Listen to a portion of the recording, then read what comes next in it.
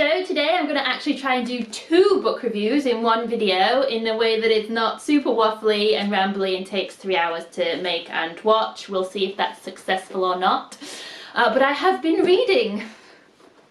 So the 2 books are both Japanese books, Japanese authors that were translated into English. So I've got The Housekeeper and the Professor by Yoko Ogawa, which I did fall in love with because of the cover of the book that I saw. But I bought the book secondhand and this cover was half the price of the other cover. I honestly did toy up in my mind whether I should still buy the cover I wanted and decided not to do that. I still think this cover is quite nice, but I just prefer the other one. Anyway, and then I also have All the Lovers in the Night by Mieko Kawakami. So those are the 2 books that I've read recently and I liked them both. So starting with the one I read first, The Housekeeper and the Professor by Yoko Ogawa, written in 2003, but then I think translated into English a few years later. So I feel like for this book, for the plot to work, you do have to suspend your disbelief a little bit. But if you get past or ignore some of the potential plot holes or things that don't quite make sense, it's actually a really nice book. So our protagonist is a housekeeper who takes a job working for a retired maths professor. So he has a deep love of maths and numbers, and it's a recurring theme throughout the book, which isn't very long to be fair, but it's a theme throughout the book that he takes comfort in numbers, particularly when he's feeling anxious or stressed. And he often tries to find something interesting about numbers that he encounters every day. So he asks for her phone number or for her address, or there's a section about, there's lots of stuff about baseball, so the numbers that the baseball players are wearing on their tops, and then tries to find some interesting mathematical fact about that number. So the professor teaches her and also her 10-year-old son some maths and also sets him some mathematical challenges. The professor retired in 1975 after a car accident effectively destroyed his short-term memory. So he remembers everything from before 1975, and then at that point time essentially in a lot of ways stopped for him, and now his short-term memory only lasts 80 minutes. 80 minutes is not very long. 80 minutes is also a slightly odd amount of time. It's not quite an hour and a half. I'm not sure why the author picked 80 minutes, apart from the fact that perhaps it's just not very long. So after 80 minutes his memory kind of wipes and resets, and then you have to start again with him. This is where some of the potential plot holes maybe appear. So at one point in the book, the housekeeper, she goes out shopping for about 20 minutes, and when she returns back her son has cut his hand. And the professor is very concerned about that and insists that they take him to see a doctor. So all 3 of them go to the doctor and then have the appointment with the doctor and then come back home. I found it hard to believe that that would take less than 80 minutes all in all. So at some point did his memory reset, because that is not mentioned during that section of the book. Equally, later on in the book they go and watch an entire baseball game. It does sound like they watched the entire game, and I've never seen a baseball game, but I googled it because I was curious, and they seem to last like 2 or 3 hours. So his memory then would have reset and he would have just been in the middle of a baseball game. And this is, you know, the character initially doesn't really leave the house very much, and as you would imagine, because of his problems with his short-term memory. So those are the parts where it seems a little bit like, I don't know that the 80 minutes thing entirely works if you think about it too much. Also, the housekeeper at one point thinks about how hard it must be for him to wake up every morning and have this realization that his memory only lasts 80 minutes, and that that's the way he starts his day, and that must be a very tough way to start your day, remembering that you cannot remember.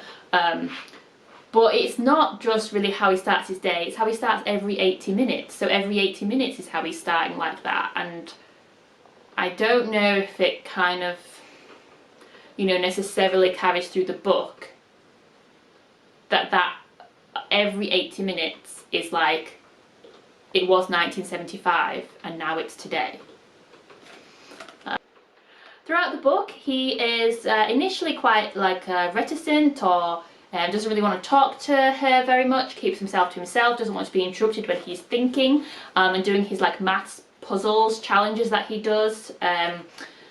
But he's remarkably accepting of her presence in the house, given that every 80 minutes he's going to have forgotten her entirely and there's just a woman in his house. He's also remarkably accepting, it would seem, of his condition, and doesn't seem to, you know, the book is from the perspective of the housekeeper, but it doesn't seem like he has any outbursts of frustration or anger or just overwhelming confusion. He does have notes pinned to his suit, which with reminders. So he draws a picture of the housekeeper's face, and that she's the new housekeeper. He also has a note that he looks at, the most important note that he looks at in the morning, which is that his memory only lasts for 80 minutes. But if you've completely forgotten everything, you would just look down and think, why have I got all these pieces of paper stuck to me? And I would think you would tear half of them off before you've even had a chance to read that. So I don't know about like that. But I guess, what would you do if your memory only started every 80 minutes? Like, how would you remind yourself of important things? Their friendship develops throughout the book, but it is inevitably largely one-sided, with him obviously forgetting that she exists every 80 minutes, but her becoming more and more familiar with him, friendly with him, having a real affection for him.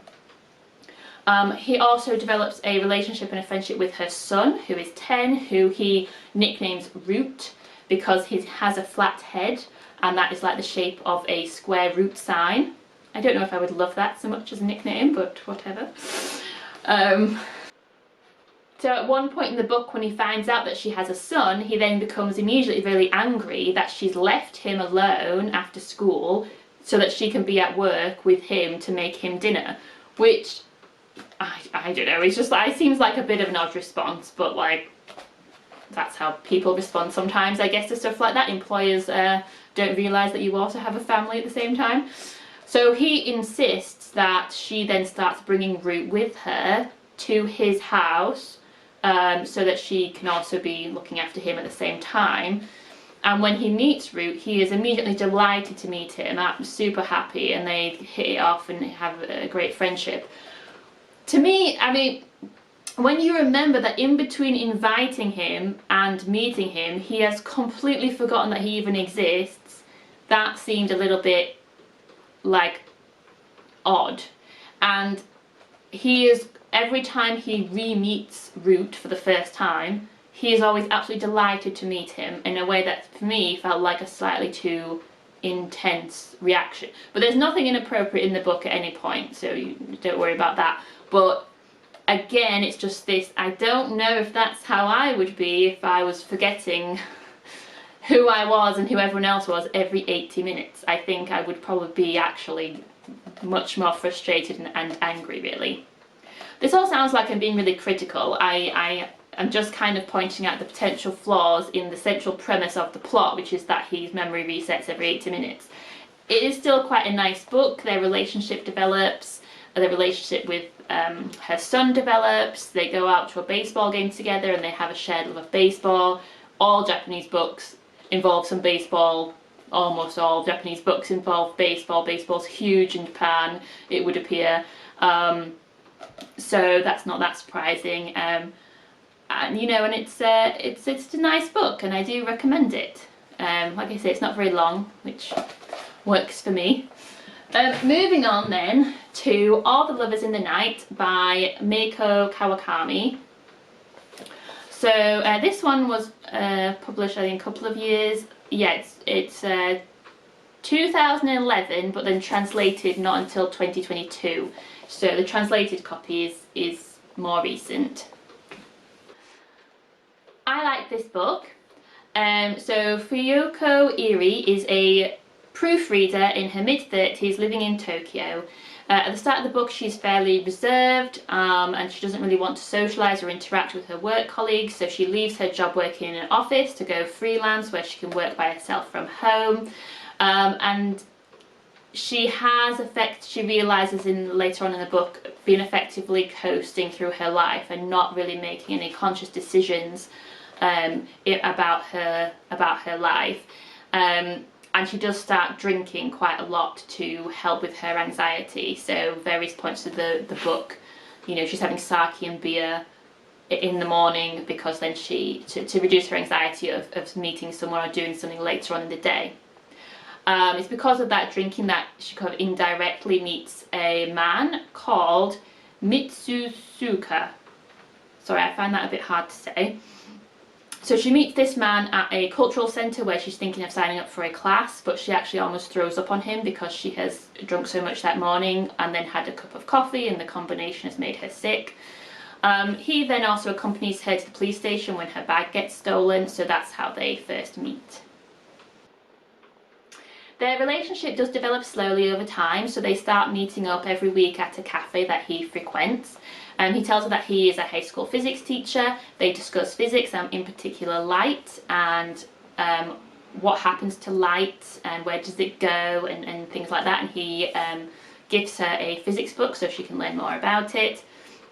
He also gives her a Chopin CD, because he says he particularly likes one of the songs on it, one of the tracks on it, which is a lullaby, which he says is not one of the most popular pieces, but he thinks that the piece is about light, and then she listens to that over and over again, and it seems to have a profound impact on her while she's listening to it. The man, whose name I can't pronounce, Mitsusuka, isn't really given a lot of character development, which I think is intentional because you're not really supposed to learn too much about him, because the book is not about him, it's about Fuiko Eri, whose name I also am struggling with. It's more about her, and their relationship to a certain extent exists more in her head at times than it actually does in real life. But although that she does look forward to seeing him and develops feelings for him, her relationship with him seems to trigger painful memories from her past, from a painful event that happened many years ago when she was still in high school. And to a certain extent, I didn't really find that was really resolved by the end of the book, which I guess perhaps you just can't resolve painful feelings, but it's a bit of to me the ending was a little bit, perhaps a bit abrupt, and she hadn't really worked through all that stuff that happened to her years ago. I guess I just wanted a happy ending, and that's not what we get given. Same with the housekeeper and professor. You don't get like a horrible ending, but it's bittersweet. At a certain point in the book, Eri does realise or acknowledge that she feels like she's just been coasting through her life up till now. She questions whether she's actually ever made an active decision about anything in regards to her life, her career, anything really, and she's kind of trying to find her identity, which is a relatable thing, especially in your mid-30s, or you know, when you're a bit younger.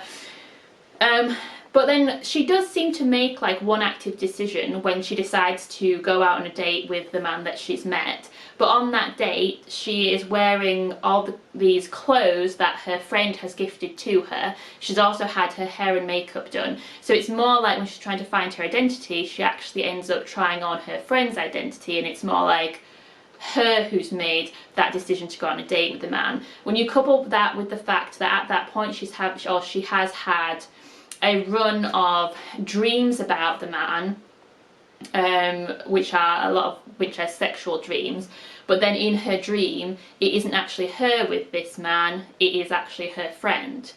So it is almost like she is actually adopting her friend's identity as opposed to developing her own identity. And I don't know if enough was made of that, but then I suppose if I picked up on it, then perhaps it was. I mean, there's a bit of subtlety here that they don't want to hit you over the head with all this stuff. But I thought that was kind of interesting, but then it kind of seemed to fizzle out, and like I said, not much was made of that. The ending is a little bit downbeat, but it jumps on at the end a couple of years. And so the question to me was, well, what has happened during those couple of years in regards to her life and her decisions that she's made, and how she feels about her life now, but also, like I said, about the incident that happened when she was younger, which has left her with, you know, painful feelings and also perhaps anxiety, what's happened with her anxiety and her drinking, and you don't really get an answer for that. Her friend, whose clothes she ended up wearing, I think the other women in the book, so she has her friend who is helping her with the proofreading, and then another woman who she used to work for that actually initially got her into the proofreading job with that company to begin with. I think their characters are ones that I didn't fully appreciate in the book, and I kind of think that was probably me, not the book. They both give like a bunch of sort of speeches where they're talking to Eri, but she's kind of only giving like a few non-committal answers, so it's really more just them letting loose with their feelings. And I feel like they're commenting, a lot of it was you know, interesting women talking about other women and how certain women act, and relationships between women, and also like perhaps feminist interpretations of certain things or not.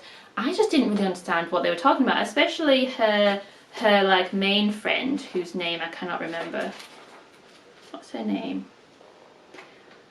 Hijiri, who is kind of like mean to her towards the end of the book and makes her cry. But I just didn't really understand a lot of what she was on about, to be honest. That could just be me. I could have just been rushing through those sections and not really picking up on what was happening. So if anyone has read the book and has thoughts on that character, let me know. But I just didn't quite get that. But it's a bittersweet, slightly downbeat, interesting book about a woman in her 30s trying to figure out what she's doing with her life. So it's also short as well. Yeah, so I recommend The Housekeeper and the Professor and All the Lovers in the Night, my two recent books, and they've both been pretty good. Let me know what you think in the comments. If you've read the books, let me know what you think. Give me a like and a subscribe to see more videos.